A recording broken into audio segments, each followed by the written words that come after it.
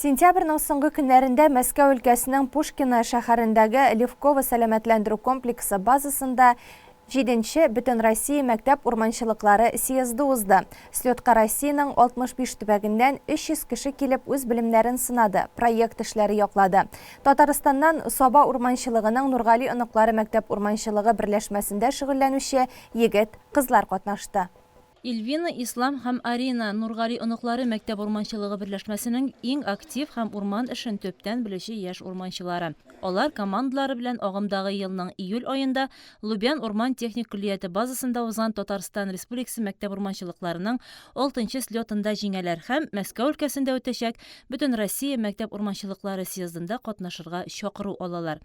Анда алар белемнәрен кыр эшләрендә генә күрсәтеп калмыйча, урманны бергә саклык проектын яклап, 3-нче призлы урын алуга да ирешәләр. Безгә 3 көн дәвамында илебезнең төп байлыгын өйрәнүгә, саклауга, торышын бәяләүгә кагылышлы мастер-класслар үткәрделәр. Кырда узган практик чараларда үзебезнең белемнәрне күрсәттек. Урманнарны бергәләп саклык дип аталган проект өчен команда белән берлектә эшләдек. Проектны эшләр өчен безгә урманның аерым бер территориясе бирелде.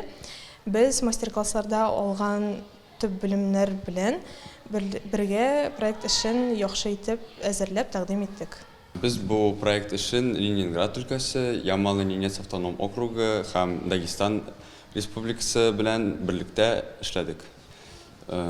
Bu съездда Россия Федерацияның мин үземә бик күп дуслар таптым, бөтенесе белән танышып беттем, бик күңелле булды.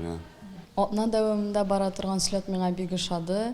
Урманчылык турында яңа кызыклы мәгълүматлар белдем, яңа дуслар белән таныштым. Шулай ук миңа команда белән проект эшен эшләү ошады.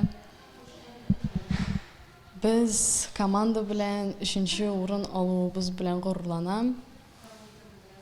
Biz моңа лаек дип саныйм. Саба урманчылыгы үз эченә 26 мәктәп урманчылыгын ала. Анда 200-гә якын бала шөгыльләнә ди шушы берләшмәдә урман серләрен өйрәтүче Зоя Григорьевна Мултанова. В зоне деятельности Сабинского же района у нас действует 23 школы.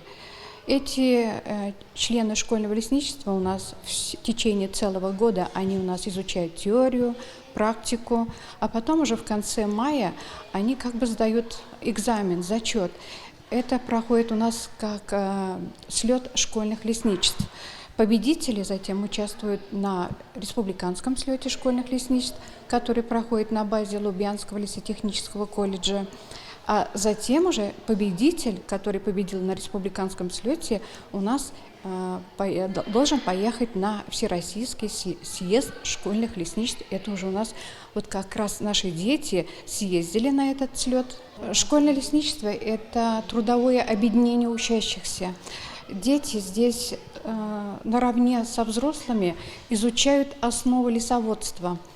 И они учатся измерять высоту дерева, диаметр дерева, определяют объем дерева, изучают насекомых, вредителей, затем собирают семена древесных кустарниковых пород, сажают деревья, ухаживают за ними, изготавливают скворечники. Короче, они выполняют всю работу, которая связана с лесным хозяйством, но вместе с наставниками.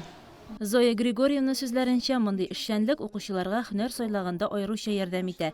Һәм ел саен урта мәктәпне тәмамлаучы 2-3 укучы шушы юнәлеш буенча укырга китә. Урман хуҗалыгы өлкәсендә яшь белгечләргә сорау зур.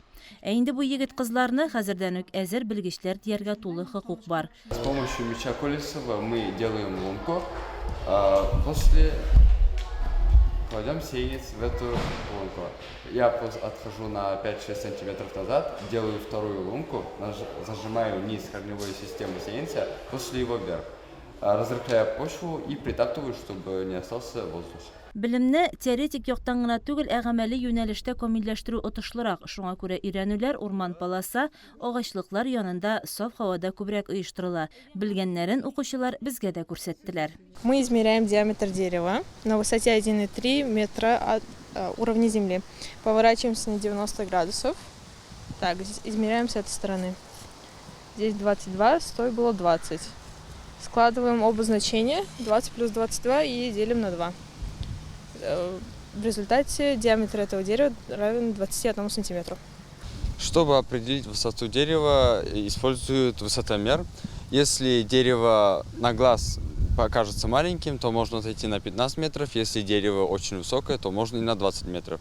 Отходя на 15 сантиметров, мы смотрим вот в это маленькое окошко и с уровня глаз направляем на самую верхушку дерева. И тем самым там у нас показывается, сколько метров дерева. Потом прибавляем свой рост от уровня глаз и тем самым находим высоту дерева.